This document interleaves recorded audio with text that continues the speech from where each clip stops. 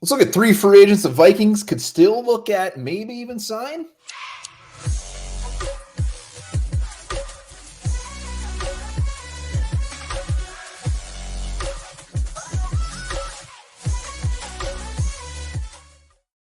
All right, welcome back to the Onebar and Lupagus show. I'm Onebar. This episode, we're looking at 3 free agents, not free.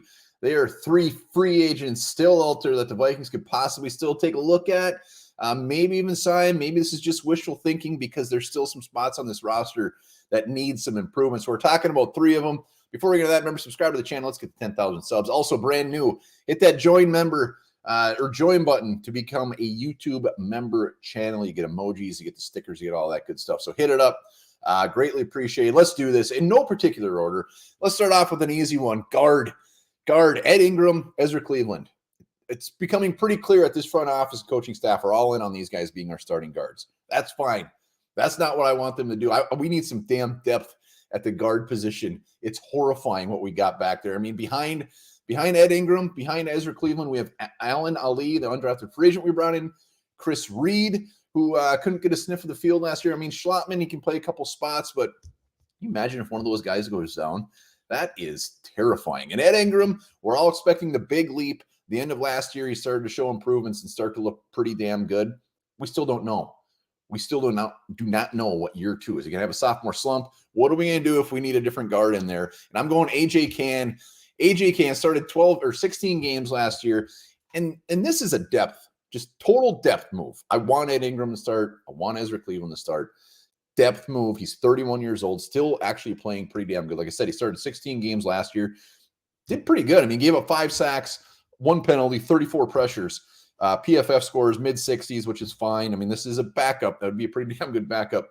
Comparing him to Ezra Cleveland, 5 penalties, 5 sacks, and 53 pressures. I mean, maybe a little bit apples to oranges. Cann was on the Houston Texans offensive line. So comes in again, a backup option. I don't think he's going to cost a ton of money. He got some big contracts back in the day, but looking at his contracts recently, I mean, they're not going to break the bank by any means. He's going to get backup type money, and he can still play. 31 years old. Next, let's go to the defensive side of the ball. Inside linebacker, starters Brian Asamoah, Jordan Hicks right now. Again, behind him, the depth is scary. Troy Dye, Troy Reeder, Ivan Pace, undrafted free agent that we're all excited about. But again, like Ed Ingram, Brian Asamoah is being handed the reins as the starting linebacker. High hopes. When he was out there last year, he looked good. Loved the draft pick. He was damn good in college. I got nothing but high hopes for this guy, but things go south for him quick, or if one of these guys gets hurt, you're going to put Troy Dye out there for 5 games, 6 games? Hell no. That sounds bad news. We're going Deion Jones, inside linebacker, 28 years old.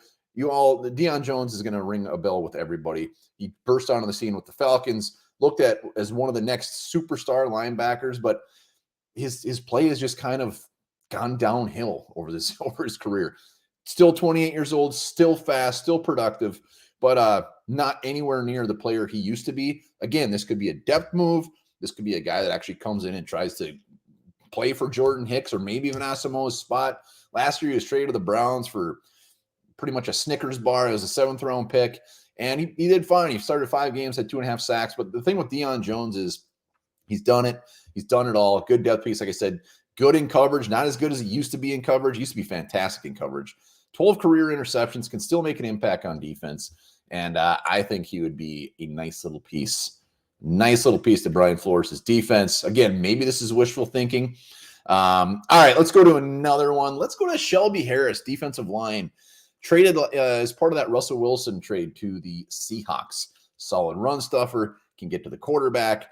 Very familiar with the 3-4, can play anywhere along that defensive line and play it damn good.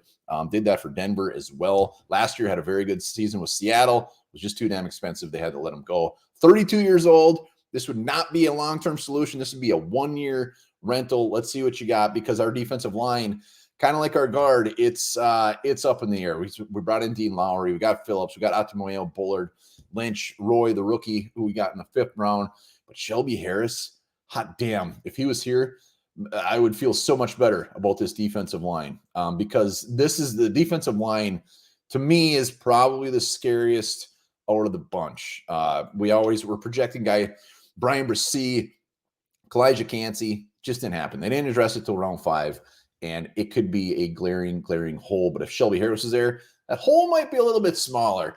So those are the 3 guys: Deion Jones, AJ Cann, and not Kyle Van Noy. I had him on the list. Shelby Harris, but Kyle Van Noy, since I mentioned him, is another one. Very familiar with Brian Flores. Can play edge, can play inside, gives you flexibility on defense. And again, 32 years old, but he had a great season with the Chargers last year, and somebody's going to pay him some money because he can still play. So Kyle Van Noy, a bonus 4th one in the group. Let me know, any of these free agents, am I just dreaming? Are they done?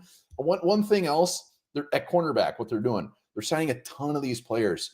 The Juwan Williams, the John Reeds, the guys that they're just hoping they hit on. Let's do that at defensive line or linebacker. Let's bring in some guys that maybe doesn't get us too excited, but maybe you end up hitting on and finding some good depth. That's it. Those are my 3 free agents. Let me know in the comments what you think. We'll be back later talking about some of the more exciting positional battles to watch in training camp.